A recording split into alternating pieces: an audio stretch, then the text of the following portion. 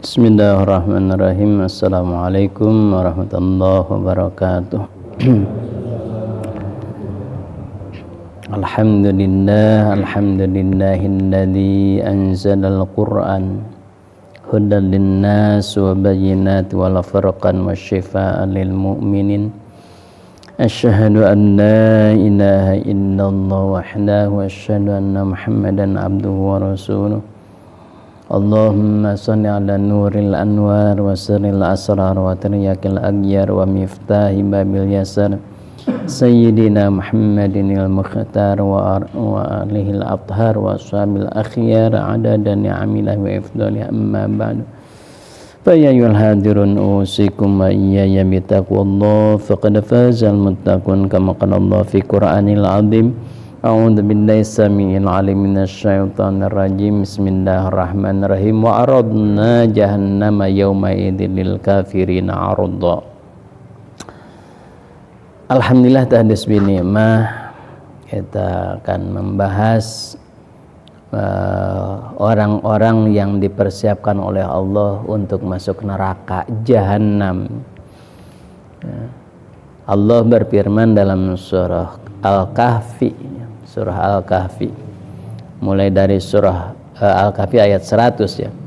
A'udzu billahi samii'il 'aliim minasy syaithaanir rajiim. Bismillahirrahmanirrahim. Wa aradna, melapakan wa syafatain, wa wi wu aw wa syafatain, dua bibir, melapakan ain tengah-tengah tenggorokan, wastol halki, i u a aro ro ar ro ri ru ro ar ro wa arog do, kayak sod ya, sod don itu hafat lisan, pinggir lisan mengenai gusi ya, gusi atas, baik kiri atau kanan boleh ya, itu mau kiri mau kanan boleh ya. Jadi bukan wa arodna tapi wa arog, penuhi istiqalah sebetulnya. Wa aradna, tidak boleh mantul. Wa aradna wala ghairil magdu, go juga tidak boleh mantul ya. Biasanya suka mantul ghairil magdu, bukan magdu, ghairil magdu, do di do wa aradna. Kata Allah wa aradna, kami siapkan, kata Allah, kami siapkan. Apa yang disiapkan? Jahannam, neraka jahanam. Yauma idzin, nanti suatu saat, yaitu setelah kiamat. Siapa golongan-golongan yang oleh Allah dipersiapkan masuk neraka? Satu, lil kafirina, bagi orang-orang yang kafir. Apa itu kafir? Ingkar, kufur kalau bahasa sifatnya, bahasa sifatnya kufur. Kalau orangnya disebut kafir, kalau banyak kafirin, kafirun, banyak kan. Kalau kafir seorang mufrad namanya. Kalau kafirin, kafirun, kafiratun, itu jamak itu banyak. Nah, jadi yang pertama orang-orang yang ingkar. Jadi kafir itu ingkar, enggak percaya adanya Allah, nggak percaya adanya Al-Quran, tidak percaya kebenarannya Al-Quran. Nah, itu juga sama, kafir ingkar ya. Nah, yang kedua, alladzina kanat a'yunuhum fi ghita'in an dzikri. Yang kedua, orang-orang yang dipersiapkan, orang-orang yang akan dipersiapkan masuk neraka jahanam, itu alladzina kanat ayunuhum fi ghita'in an dzikri, orang-orang yang ditutupi oleh Allah hatinya, matanya itu ditutupi dari zikir kepada Allah, tidak mau zikir kepada Allah, baik itu zikir melalui Al-Quran. Jadi kalau kita misalkan meniatkan baca Al-Quran itu zikir, itu bagus. Paling afdol zikir itu dengan Al-Quran. Nah, kemudian apa? La ilaha illallah. Makanya kita afdhalu dzikri fa'lam annahu la ilaha illallah. Jadi yang paling utama zikir itu Quran. Imam Syafi'i itu kalau bulan Ramadan itu sehari 2 kali tamatnya Al-Quran. Lain sebulan 2 kali, sehari 2 kali, pagi sore Gaya. Orang mah sekali oge babarengan sebulan sekali bareng-bareng. Nah, zikir. Ulang lagi. Banyak sekali ayat-ayat yang menyuruh Allah itu kepada kita zikir. Contoh salah satunya misalnya fadzkuruni adzkurkum. Berzikirlah kalian kepadaku maka aku akan mengingatmu. Kapan? Bukrata wa asila. Yang ditentukan oleh Allah waktunya itu pagi sore. Selain itu tidak ditentukan. Nah, kalau tidak ditentukan, zikirnya ditentukan oleh Allah. Maaf, zikirnya disuruh oleh Allah, tetapi jenis zikirnya tidak ditentukan oleh Allah. Zikirnya mau Asmaul Husna mangga, mau Al-Quran silahkan, mau zikirnya tasbih mangga, istighfar silahkan, yang penting zikir. Jadi jenis zikirnya tidak ditentukan. Jadi kalau kita misalkan mau zikir la ilaha illallah 1000 kali pekting tidak ditentukan, mangga kan gitu. Jumlahnya tidak ditentukan oleh Allah, mangga terserah silahkan. Hanya Nabi itu fi kulli ahyani, setiap saat, setiap detik zikir Nabi mah. Tidak ada satu detik pun terlewat sampai Aisyah bertanya, "Ya Rasul, bagaimana kalau engkau sedang tidur?" Kata Nabi apa? Mataku terkadang tidur tapi hatiku tidak akan tidur. Artinya ketika tidur juga Nabi itu zikir hatinya tuh. Ya. Memang kata Nabi pada umumnya itu manusia itu ketika dia melek, matanya melihat melek, itu hati itu melek juga. Hati itu bisa berzikir kalau matanya melek. Ya, kalau matanya merem, hati pun biasanya merem pada umumnya. Kalau Nabi enggak, mata melek, hati melek. Mata merem, hati pun melek. Kita gimana? Kalau gitu, mata melek, hati perem, mata perem, komo kerek kan gitu ya. Lupa aja kepada Allah kan gitu. Kita kebalikan gitu ya. Nah, kalau Nabi itu terus satu, saya tekankan, zikir itu tidak ditentukan apa yang jenis zikirnya. Yang kedua, waktunya ditentukan enggak? Tidak. Waktunya ditentukan enggak sama Allah? Enggak. Hanya bukrata wasilah yang ditentukan itu pagi sore, tapi tidak ditentukan kapan. Karena waktunya tidak ditentukan, boleh kita kapanpun zikir, bahkan harus. Boleh sebelum sholat kita zikir. Nyamunang boleh, setelah sholat ya silahkan aja, nggak jadi masalah, gitu kan.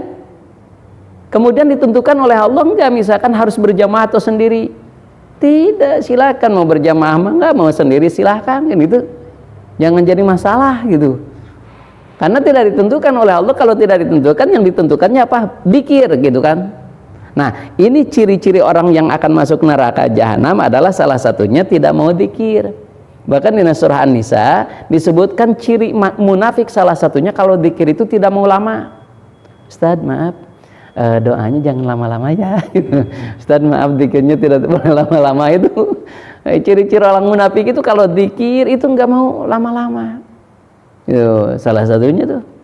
Nah, makanya ciri-ciri orang yang akan masuk neraka itu salah satunya fi ghita'in an dzikri. Itu dia tertutup dari zikir kepada Allah. Ya, sekali lagi zikirnya mau dengan Al-Quran, bacaan Al-Quran.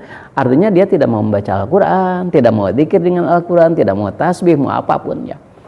Jadi kalau saya sendiri sih silakan aja lah, mau sebelum sholat, setelah sholat, kapan saja silakan zikir, enggak. Mau apapun zikirnya silakan gitu. Kan kadang-kadang di masjid ini kok zikirnya tuh gini ya, gitu, ada perbedaannya biasanya di masjid sama masjid lain. Kok ini mah ada perbedaan, oh ini mah di sini mah gini zikirnya, oh di sini. Ya silakan aja, nggak apa-apa. Hanya kalau yang sudah ditentukan oleh Rasul ya kita jelaskan gitu. Contoh misalkan tasbih subhanallah 33 kan ditentukan oleh Rasul. Boleh, itu memang sudah ditentukan 33 jumlahnya kan gitu. Subhanallah. Tapi bukan berarti dikurangi tidak boleh atau dilebihi tidak boleh, bukan berarti seperti itu. Itu hanya contoh. Makanya dalam hadis yang lain kan boleh subhanallahnya hanya 10 kali kan. Kalau kita rusuh misalkan, subhanallah, subhanallah, subhanallah, bahkan disatukan subhanallah walhamdulillah wa la ilaha illallah wallahu akbar, subhanallah walhamdulillah wa la ilaha illallah wallahu akbar. Maka kalau rusuh makan itu. Kalau yang tenang 33 tambah dengan zikir yang lainnya kan itu. Boleh nggak misalkan mengucapkan la ilaha illallah setelah sholat zikirnya? Boleh, silakan aja. Kan ada yang nggak boleh. Nggak ada dalam hadisnya kata siapa. Kan Allah menentukan gini zikirnya kan kan paling afdal zikir itu kan apa? La ilaha illallah. Nah, saya tahu kata Rasul salah satu doa yang diijabah adalah waktu setelah sholat. Kenapa itu afdal? Salah satu, maka aku berdoa gitu, maka aku zikir di situ. Nah, itu ya. Jadi dua tah. Jadi orang-orang yang akan disiapkan oleh Allah masuk neraka jahanam itu yang pertama orang-orang yang ingkar. Tidak percaya kepada Allah, tidak percaya adanya akhirat, tidak percaya adanya kubur, nikmat dan siksa kubur. Yang kedua apa? A'yunuhum fi ghitain an dzikri. Tidak mau zikir kepada Allah. Tidak mau mengingat Allah. Jadi semuanya itu diilmiahkan we. Jadi kalau ada bencana apa, oh ini karena ilmiah ini, tidak disandarkan ke Allah, tidak mengingat Allah gitu. Kalau kita misalkan, waduh, ini COVID karena ini, ya oke lah. Tetapi kita sandarkan kepada Allah. Kalau Allah tidak mengizinkan, tidak akan mungkin ada COVID ini. Ya, hanya dalam satu hadis, itu virus itu dari setan ya.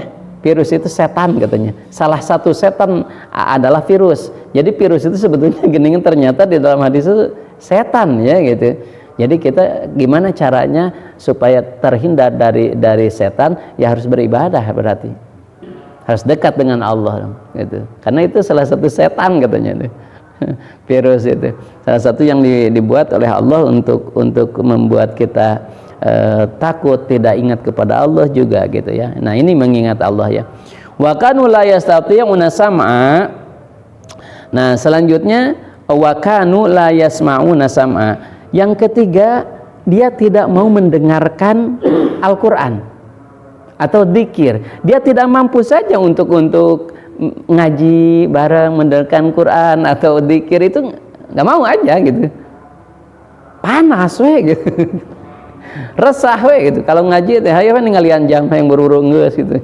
Nah itu juga kata hati-hati itu ya. Itu jadi wa kanu la yastati'una sam'a. Tidak mampu untuk mendengarkan hal-hal yang baik, mendengarkan Quran, zikir, pengajian, itu enggak mau.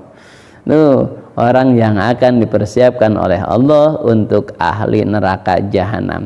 Yang selanjutnya, apa hasibal ladzina kafaru ayyattakhidhu ibadi min duni auliya. Nah, yang ke berapa? Keempat ya. Yang keempat. Yang keempat, menjadikan hamba Allah, makhluk Allah itu dijadikan Tuhan. Musyrik itulah kalau gitu.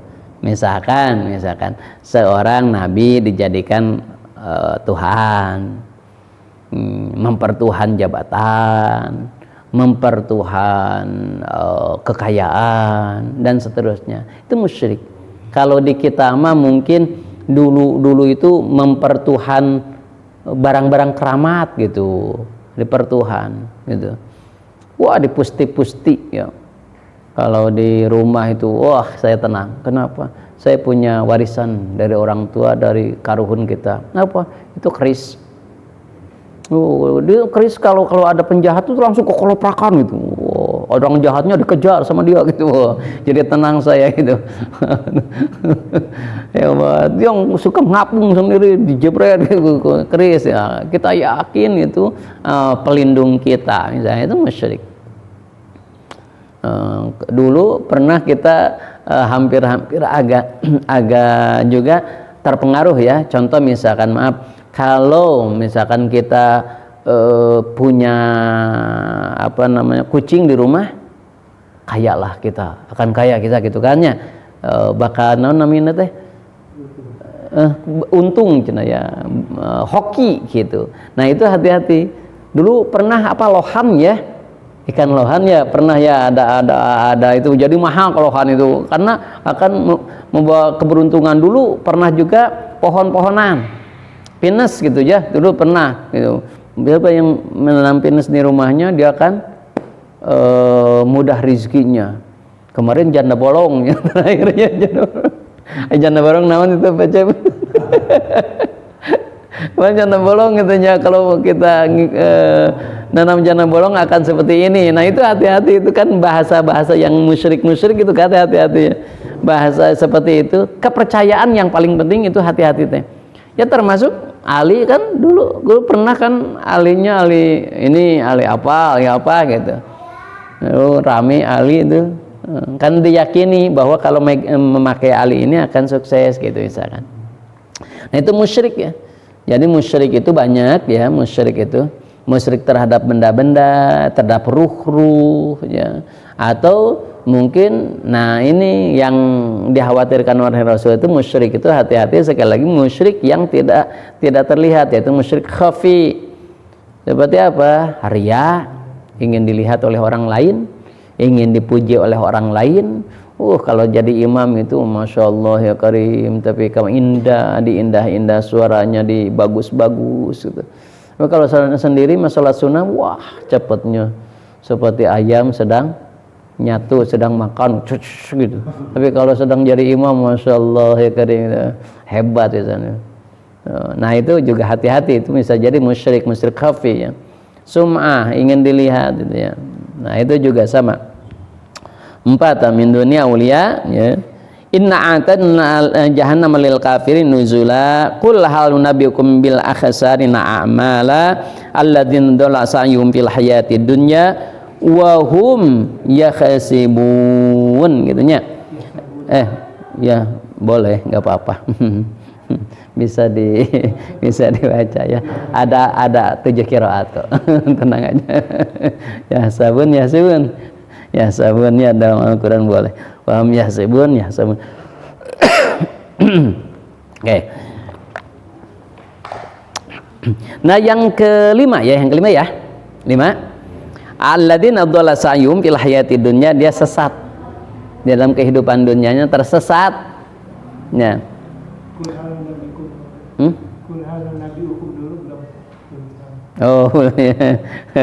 Kul hal nunabbiukum bil akhsarina a'mala ya. Katakanlah olehmu hal nunabbiukum bil akhsarina a'mala, siapakah yang akan merugi. Itu enggak, ini hanya keterangannya aja ya. Jadi orang-orang yang akan merugi yang tadi disebutkan, yaitu yang akan dimasukkan neraka jahanam ya. Nah siapa lagi? Yaitu alladzina dhalla sa'yuhum fil hayati dunya, dia tersesat dalam kehidupan dunianya. Wahum yahsabun, boleh ya, dia mengira annahum yuhsinuna sun'a. Salah satunya adalah apa? Dia menganggap, sekali lagi, dia menganggap bahwa amalnya paling bagus, bahwa dia menganggap dirinya paling bagus, amalnya paling benar, dalilnya paling sohe, dan seterusnya. Itulah yang dipersiapkan oleh Allah neraka jahanam. Maka tidak boleh kita menganggap kita yang paling hebat. Tuh. Kenapa kan gini? Rasul sudah menjelaskannya. Barang siapa yang berijtihad, kemudian dia kesalahan kan, salah dalam ijtihadnya, dia dapat pahala 1. Tapi kalau benar, dia dapat pahala 2. Artinya dua-duanya itu tidak disalahkan dalam hal pahalanya. Kalau benar dapat pahala 2, kalau salah dapat pahala 1. Saya contohkan gini, saya sering contohkannya, salah satunya ketika waktu zaman Nabi aja yang sering kita dengarlah supaya dekat dengan pemikiran kita ya. Nabi mengatakan gini, wahai para sahabat, aku utus kalian datang ke Bani Quraidah, kan itu, kalian aku utus ke Bani Quraidah. Kata Rasul, kalian tidak boleh sholat asar kecuali sudah sampai di Bani Quraidah. Oke, kalian tidak boleh sholat asar kecuali sudah sampai ke Bani Quraidah, kan itu. Siap ya Rasul, berangkatlah. Ternyata di perjalanan masih pertengahan, ini sudah jam 5, padahal masih setengahnya. Tadi berangkat pagi ya tuh lah, pagi jam berapa, jam 9 atau jam 10 berangkat, ini baru setengahnya udah jam 5. Kan bingung tah, waduh sekarang sudah mau maghrib, Kalau kita sholat di Bani Quraidah pasti sudah kehabisan waktu. Mungkin datangnya hampir Isya atau mungkin Isya.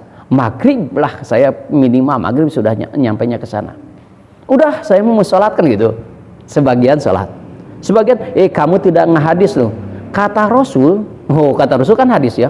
Kata Rasul tidak boleh sholat di perjalanan, harus sudah sampai di Bani Quraidah. Kamu tidak ngehadis loh gitu. Kamu bid'ah, tidak disuruh oleh Rasul, tidak ada contohnya dari Rasul. Kata Rasul harus di Bani Quraidah. Kata yang orang yang tadi yang mau sholat, saya juga ngerti, saya juga tahu, tapi ayeuna jam sabaraha? Kita sekarang udah jam 5. Kalau ke Bani Quraidah saya yakin asar sudah habis. Sekarang sudah mau habis. Tapi kan ini hadis. Karena hadis itu ucapan Rasul kan ya. Ini disuruh oleh Rasul. Kamu bid'ah loh, enggak pakai hadis. Iya saya ngerti, tapi gini, ini jam berapa nih? Kalau nyampe nggak mungkin. Udahlah, so kamu saya sholat, darah sholat lah. Yang enggak sholat, wah udah biarin, saya mada kata Rasul. Setelah sholat, orang yang enggak sholat kan tetap aja takut salah kan, takut disebut malas gitu. Udah kamu mah tengah hadis sih, cek hadis nanti di sana kata dia tuh tinggal liatin jam sabaraha, ya udah enggak apa-apa pas ya gitu nya. Zaman Rasul kan gitulah. Kalau sekarang mungkin lah berantem dan seterusnya. Sampai kan pulang lah. Setelah pulang juga masih kan gitu. Penasaran gitu ya. Ya Rasul katanya. Kan aku menurut Rasul kan. Terus gimana? Ya kan enggak, kata Rasul jangan sholat asar kecuali sudah sampai di Bani Quraidah. Terus gimana? Ya saya ke sana. Terus gimana? Ya pas ke sana itu sudah maghrib hampir Isya ya Rasul. Tapi saya mau sholat aja gitu. Ya udahlah, nggak apa-apa. Kata Rasul, gimana? Kenapa kamu? Ya kan aku nurut Rasul. Kata Rasul gini. Nah itu disebut pendekatan kebenarannya secara tekstual, secara teks ya. Karena kata teksnya itu kan disuruh di Bani Quraidah. Teksnya tuh, ya. Pas setelah itu dia, kata Rasul, kamu bagus, sesuai dengan sunnahku. Kan aku nyuruhnya gitu. Kamu dapat pahala 1. Bangga kan dia. Orang bener gitu, saya yang benar gitu ya. Ngomonglah ke yang tadi sholat tuh kan, kata Rasul juga tuh yang dapat pahala. Yang enggak, yang sholat tadi di jalan, yang karena logika, karena ijtihadnya, dia datang ke Rasul. Ya Rasul, memang saya salah. Kenapa? Gini. Terus kenapa kamu sholat di jalan? Kan aku nyuruh kamu sholat di Bani Quraidah. Kenapa? Ya Rasul, saya kan berpikir kan waktunya, kata Rasul kan waktunya harus tepat waktu. Saya juga pakai hadis harus tepat waktu. Kan ibadah yang paling afdal itu sholat tepat waktu kan. Saya mau tepat waktu.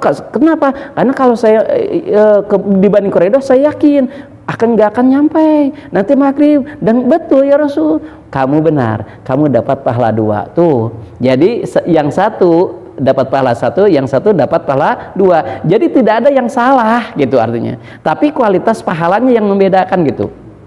Jadi ketika kita melihat orang lain beda dengan kita, jangan menyalahkan kalau dia pakai dalil. Kecuali nggak pakai dalil, aduh jelas gitu, bukan salah. Nah, kalau sudah pakai dalil dua-duanya benar, hanya pahalanya yang membedakan, ada yang 1 ada yang 2 gitu. Kenapa? Karena kalian berpikir, kalian memakai logika gitu. Jadi jangan merasa diri kita yang paling benar.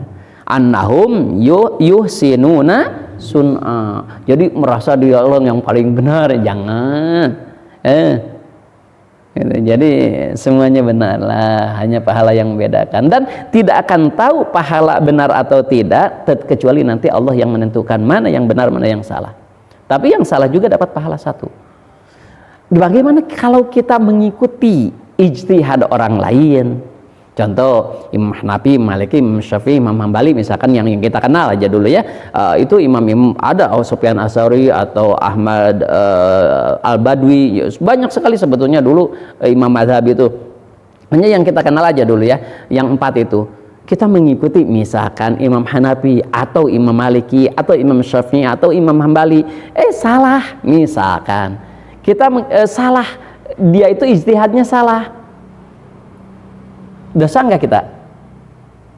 Enggak lah. Imam yang kita ikuti dosa enggak? Enggak lah. Kan kata Rasul, dijamin kata Rasul, barang siapa yang sesuai dengan syarat dan rukunnya mujtahid sebagai mujtahid, ketika dia kesalahan itu dapat pahala 1. Berarti kita yang mengikuti imam yang salah itu dapat pahala 1. Karena dia dapat ijtihad gitu. Nah, kalau benar itu dapat 2 pahalanya. Jadi sebetulnya yang mana saja silahkan kita ikuti. Tuh. Sama di dalam qiraat pun sama, ada qiraat, kan qiraat itu sebetulnya qiraat yang dulu terkenal itu sama. Yang dari 7 qiraat itu setiap guru ini, setiap 7 qiraat ini memiliki 2 murid yang paling fenomenal gitu ya. Jadi dari 2 ini dari 7 ini timbul lagi murid-muridnya 2 gitu. Jadi banyak sekali itu qiraat itu. Ada yang bacaannya seperti gini, ada kalau misalkan antum, ada juga antumu, misalkan ada juga wadduha, ada juga dibaca wadduha. Oh, silakan. Itu kan yang penting kita tahu ilmunya. Lamun heureuy tah itu dosa. Orang tidak tahu ilmunya wadduha, walailai saja salah misalkan itu yang diheureuikeun mah kalau kita main-main dosa gitu. Iya. Betawi ya, lagam Betawi misalkan gitu. Nah, jadi jangan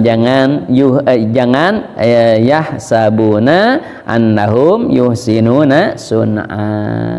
Jangan merasa kita yang paling bagus. Cek bahasa kita mah apa namanya teh? So alim lah gitu. So alim, so paling hebat lah gitu. Jadi orang lain mah salah we gitu ya. Orang lain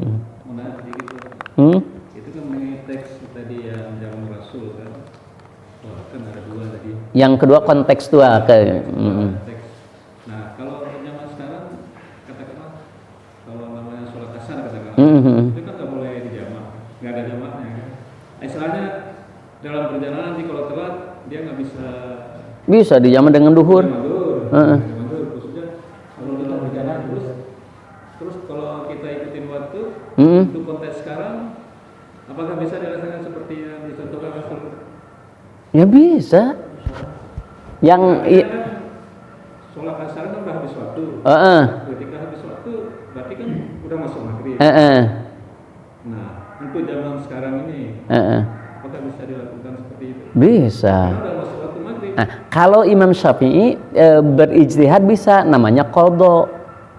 Misalkan kita dalam perjalanan kita sulit, misal kita sedang macet nih.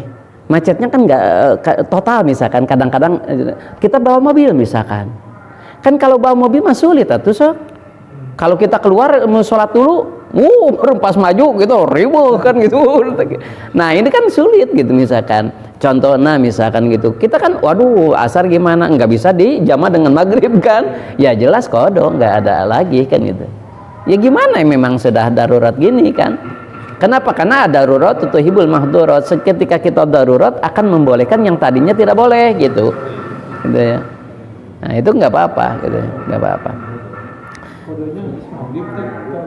Kalau qadha dalam hadis, kalau kalian membayar, sama membayar apapun, mau sholat, mau hutang, mau apapun, kapan saja kamu bisa, kapan saja kamu mau, pi ayi waktin kan gitu ya, di dalam hadisnya, kapan saja waktunya kamu bisa gitu. Misalkan sekarang asar langsung aja. Hanya ulama menyebutkan kalau yang wajib qadhanya bagusnya secepatnya. Kenapa? Karena kita tidak tahu besok atau lusa sakit atau udah meninggal. Makanya kalau bisa secepatnya.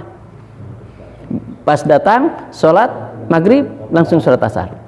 Tuh qadha namanya. Karena tidak bisa dijamakan gitu. Sulit misalkan sedang di perjalanan gitu. Jadi jangan mempersulit gitu. Saya mau sholat aja di mobil.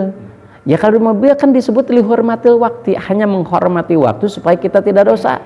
Kan kita tidak wudu, kemudian sholatnya tidak lengkap. Nah itu lihurmatil waktu saja supaya kita tidak dosa gitu. Ya. Jadi annahum yuhsinuna sun'a. Ulaika alladzina kafaru bi ayati rabbihim, dan selanjutnya yang keenam, ulaika alladzina kafaru bi ayati rabbihim, yaitu ingkar terhadap ayat-ayat Tuhannya. Nih orang-orang yang akan masuk neraka jahanam itu orang-orang yang mendustakan ayat-ayat Allah. Ayat Allah kan ada dua intinya. Satu ayat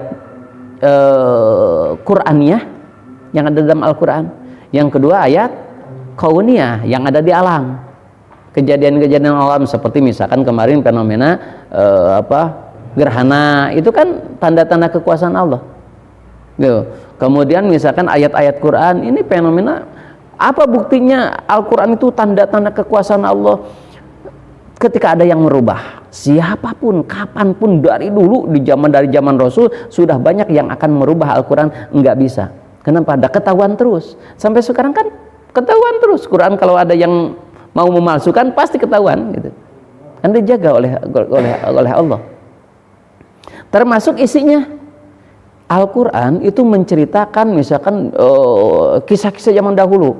Sekarang dengan ilmiah ditemukanlah kapal bekas Nabi Nuh, ditemukanlah piramid Fir'aun, dan seterusnya kan itu kan diceritakan dalam Al-Quran, ternyata ada, dan menceritakan yang sedang terjadi dan akan terjadi. Ternyata dulu itu belum terjadi, sudah diceritakan dalam Al-Quran, ternyata terbukti. Nah, itulah mukjizatnya Al-Quran. Nah, itu tanda kekuasaan Allah. Hebatnya Al-Quran itu ya. Itu mata kalau kita perhatikan, kalau tidak ada kalau bukan mukjizat, kita suka aneh gitu ya. Anak-anak yang usia 7 tahun, 8 tahun sudah tahu hafal ayat ini di mana, surah apa dan kemana. Kan orang maknanya sebudak segede gitu, tapi ternyata hebat. Kenapa? Karena mukjizat. Gitu. Kalau kita menghafal, kayaknya nggak mungkin, buktinya mungkin.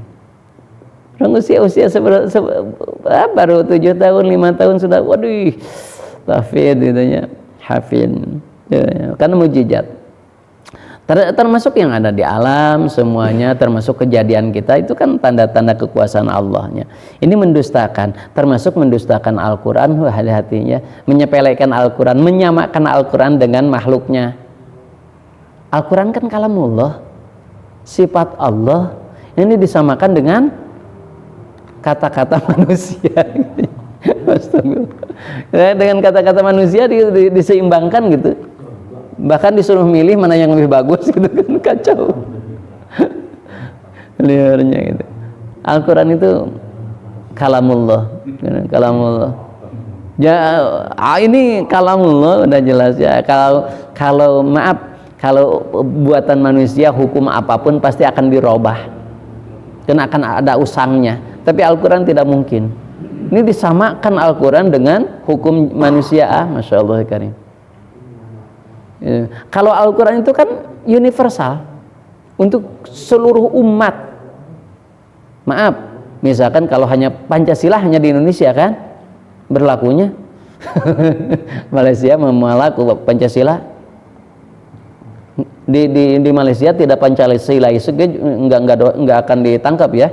Nah, di Malaysia, kalau di Indonesia iya baru mungkin tidak Pancasilais. Tapi kalau Al-Quran kalau tidak sesuai dengan Al-Quran dosa dimanapun adanya. Al-Quran itu lebih universal gitu ya. Jadi sebetulnya tidak ada entong diadukan gitu ya. Kenapa harus diadukan ya gitu. Aneh gitu ya. Nah, ini jadi tidak boleh kita ulaikal ladzina kafaru bi ayati rabbihim ya. Tidak boleh mengingkari ayat-ayat Tuhan, yaitu di sini mungkin Al-Quran ya. Nah, mengingkari ayat yang selanjutnya ke-7, ke-8 lah, mungkin ke berapa lah, hitung aja. Walikoih, mendustakan bertemunya dengan Allah. Tidak percaya aja ada ketemu dengan Allah. Gitu. Kalau saya memang tidak tahu, nggak tahu ini. Tidak kenal dengan Tuhan, atau misalkan tidak mungkin ada lagi kehidupan manusia, sudah jadi tulang belulang, sudah hancur, bisa hidup lagi tidak mungkin lah gitu kan. Banyak sekali yang tidak percaya terhadap pertemuannya dengan Allah, itu juga akan ahli neraka ya. Yang selanjutnya ketika dia tidak percaya terhadap ayat-ayat Allah, tidak percaya terhadap liqa'nya, ketemu dengan Allah, fahabitut amaluhum, dilebur oleh Allah semua amalnya. Walaupun dia katanya dia nggak percaya ada akhirat misalkan, tapi sholat gitu. Dia tidak percaya adanya surga, ketemu sama Allah, tapi dia tetap saum gitu. Bakal lebur nanti amalnya, nggak diterima oleh Allah karena dia tidak percaya gitu. Termasuk maaf misalkan kalau kita misalkan tidak percaya bahwa yang doa kita itu kepada yang meninggal itu akan nyampe, tapi kita doa terus nggak doakan ke yang meninggal, sudah meninggal tidak akan nyampe. Kenapa? Karena kita tidak percaya gitu, akan lebur. Termasuk kalau kita tidak percaya saya kalau misalkan saya sudah meninggal nggak percaya doa masih nyambung, terus ada yang ngedoain misalkan anak cucu kita atau gitu mendoakan tidak akan nyampe ke kita. Kenapa? Karena kitanya tidak percaya, maka lebur pahalanya gitu. Hanya harus percaya we, nyampe jeung teh kumang kewe gitu kan, penting percaya we lah gitu. Ya gitu ya. Fahabitat amalum fala nuqimu lahum yaumal qiyamati wazna dzalika jazaa'uhum jahannam bima kafaru wa takhadu ayati wa rusuli hujwa. Dan selanjutnya yang akan dimasukkan neraka itu yaitu dia ngaguguyonkeun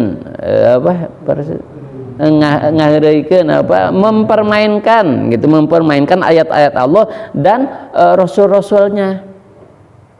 Ya, jadi mempermainkan Rasul, mempermainkan ayat-ayat Allah itu juga sama, mengolok-oloknya gitu. Ayat ini saya nggak percaya ayat ini misalkan, atau misalkan ngahirikeun, makanya tidak boleh tentang agama itu dipermainkan gitu. Makanya kalau ada bacaan-bacaan yang agak aneh jangan diperdengarkan kepada orang yang awam. Seperti tadi misalkan orang-orang yang bisa ini bacaannya kini, nanti wah ini akan ada kemungkinan untuk dipermainkan, diolok-olokkan. Jangan itu yang dibacakan gitu. Dulu pernah yang qiraat itu Mu'ammar atau Humaidi ya, yang Wadduha itu kan jadi rame anak-anak tuh diheureukeun Wadduha wallahi, jadi itu dipermainkan, itu bahaya. Ya, jangan sampai ada peluang untuk memberi peluang gitu ya, mempermainkan, mengolok-olokkan gitu. Termasuk mengolok-olokkan Nabi. Kan banyak dulu ke Nabi ini percaya, ke Nabi ini tidak, ke Nabi ini percaya, ke Nabi ini mengolok-olokkan. Hati-hati juga mengolok-olok kepada pewaris para nabi. Itu ulama. Kenapa? Al ulama warasatul anbiya. Ulama itu pewaris nabi.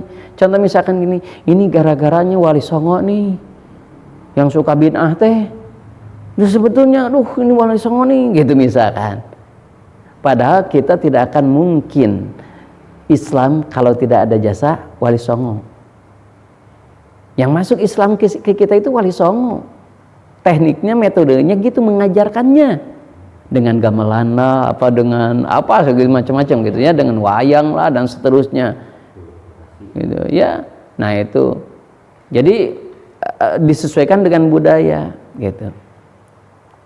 Sekarang kan tidak usah pakai begitu. Iya, maksudnya silakan nggak begitu, tapi tidak boleh mengolok-olok gitu maksudnya. Nah waktu itu memang dia seperti itu, pakai gamelan dan seterusnya, wayang dan seterusnya. Kenapa? Karena memang zamannya seperti itu. Kalau sekarang jangan, enggak pakai ya enggak jadi masalah. Yang penting mah nyampe aja hukum. Hanya yang intinya tidak boleh mengolok-olok ini ahli bid'ah, enggak. Gitu. Coba bayangkan ketika kita tidak akan disebut orang yang syukur kepada Allah kalau tidak syukur kepada manusia. La yashkurullah ma la yashkurun nas, kan ya. Tidak akan disebut orang yang bersyukur kepada Allah kalau tidak berterima kasih kepada manusia. Itu jasa sekali tuh Wali Songo di Indonesia itu. Nah, apalagi ini gara-garanya Umar nih tukang bid'ah misalkan. Kan salah satunya yang dibid'ahkan itu salah satunya apa? Umar itu sholat taraweh 20 rakaat.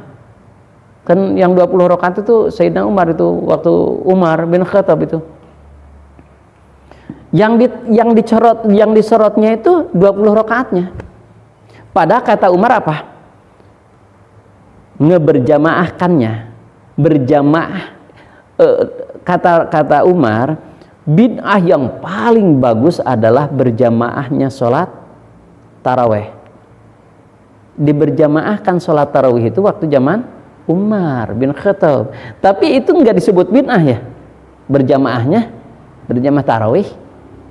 Siapa di masjid mana yang tidak ada berjamaah tarawih? Semuanya juga ada.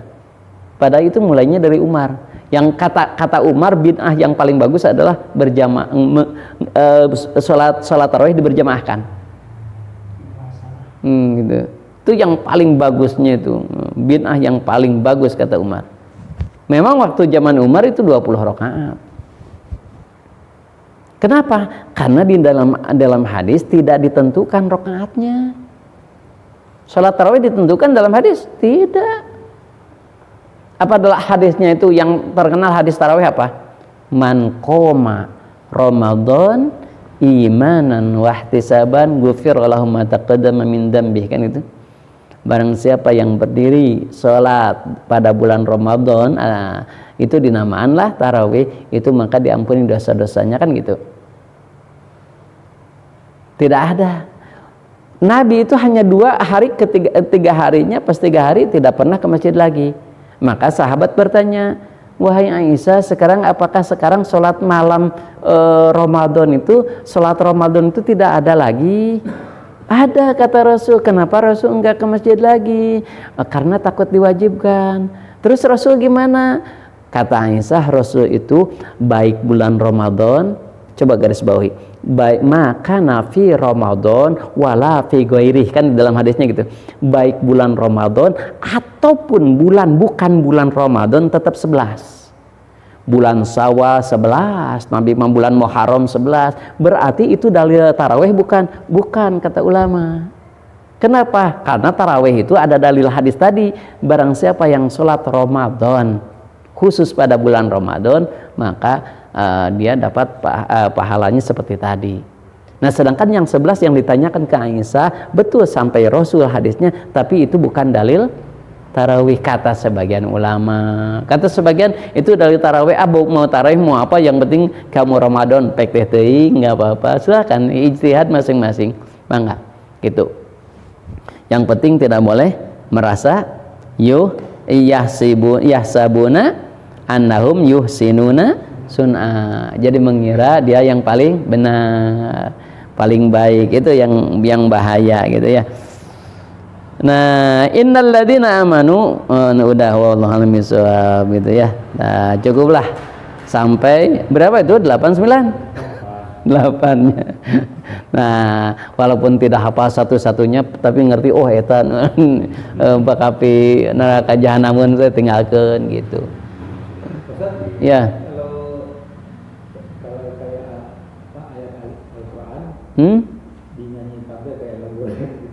Dinyanyikan gimana? Ngaku itu enggak apa.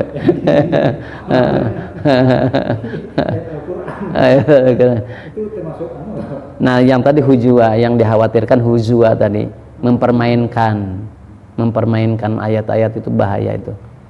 Jadi hati-hati itu. Al-Quran itu kan kalamullah. Jadi harus sesuai gitu. Jadi harus sesuai dengan kaidah.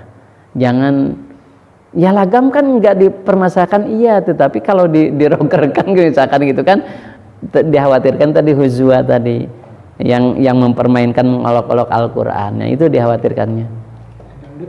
Ngadangdut misalkan kan diolok-olok, khawatirnya seperti itu. Tapi udah memang dekat dengan itulah, dengan mempermainkan gitu. Yang dikhawatirkan itu. Kalau dangdut kan dibarengi dengan goyang. Ya, itu yang dikhawatirkannya itulah. Ya, kalau lagamnya sih memang tidak ditentukan harus bagaimana, lagunya harus bagaimana, enggak. Tapi kan kalau sudah udah nyerempet itu, dikhawatirnya tadi hujuannya itu ya, mempermainkan ayat-ayat Allah atau mempermainkan Nabi sama huzwa ya. Oke. Ya, enggak, silakan. Beri lalat. Oh ya. Dah lama ke tafsirnya Pak Rasid. Orang tema aja tafsirnya. Ya.